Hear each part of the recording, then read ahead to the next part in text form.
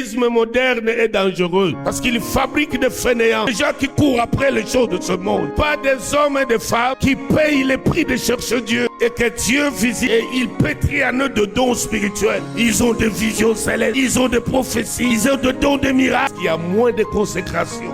Le christianisme moderne est dangereux. Où sont les chrétiens du 1er siècle? On jetait dans la fosse aux lions, que les Romains jetaient dans les arènes. Les lions les mangeaient pour dissuader les autres de ne pas se convertir. Où sont ces chrétiens? Nous avons des chrétiens BCBG. Ils veulent des voyages, ils veulent s'habiller. C'est rare de voir les chrétiens qui dorment par terre 1 semaine, 2 semaines, pleurant devant Dieu. Chrétien à l'eau de rose. Tu le bouscules un peu, il fouille l'église. Il a un peu de dispute avec un frère, oui, avec une soeur. On ne le voit plus au culte. Christ revient bientôt. Toutes ces plaisanteries-là auront un salaire. Tu crois que c'était pour rien que Paul a été enchaîné, déshabillé, jeté en prison? Et là, du fond de la cellule, ces deux bien-aimés nus, en train de louer le Seigneur, taper les mains. Et tous les prisonniers les entendaient. Et le Dieu des cieux, regardant, il a vu Paul et Silas en train de les louer et déshabiller. La gloire descendue dans la prison. La prison trembla, les portes se fendirent. Le geôlier est venu. Il est là. Les prisonniers ont fui. Je dois me suicider, me mettre. Parce que si César apprenait ça, c'est fini pour moi. Autant que je me donne la mort à Paul, lui dit, ne te fais pas du mal. Nous sommes un genre de prisonniers différents. Nous ne sommes pas des prisonniers. Ceux qui louent le Seigneur ne sont pas des prisonniers. Ne te fais pas du mal. Mais qu'est-ce qu'ils ont fait?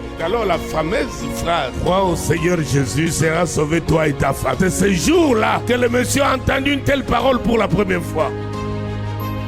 Mais les chrétiens d'aujourd'hui, vous n'êtes pas préparés à ça. Quand les moments comme ça arrivent, vous assimilez ça en Zambatikiye. Non, à cause de l'évangile, qu'est-ce qu'on n'a pas connu? Et nous en connaîtrons d'autres, parce que c'est notre part. L'apôtre Paul a dit, je souffre tout à cause de l'évangile afin d'y avoir part. Est-ce que vous êtes prêts à vivre des moments difficiles? Tu t'absentes du culte comme ça, sans raison. Parfois pour des raisons charnelles. Aucun nom ne peut faire de nous des gens capricieux. Aucun talent. Nous ne sommes que des ouvriers inutiles. Personne ne peut être indispensable, sinon que le Seigneur seul.